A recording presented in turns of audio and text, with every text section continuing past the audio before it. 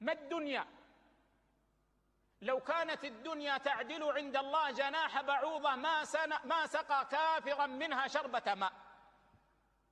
النبي صلى الله عليه وسلم كان مع أصحابه يوما فمر بجدي ميت أسك، جدي ميت أسك، فأخذ بأذنه ورفعه، قال: من يشتري هذا بدرهم؟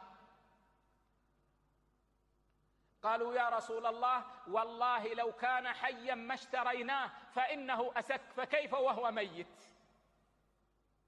قال: فوالله للدنيا أهون عند الله من هذا عليكم. فكيف نتنافس فيها ونقطع أسرنا من أجلها؟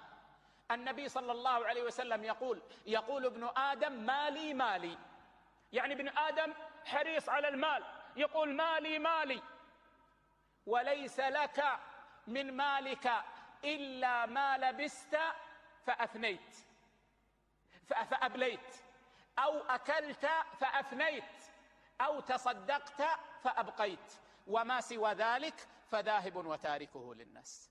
هذه حقيقة المال، والله هذه حقيقة المال. ما المال؟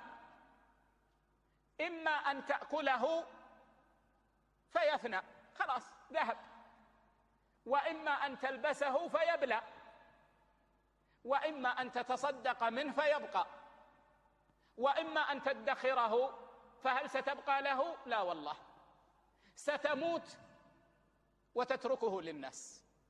فكيف نتنافس فيه؟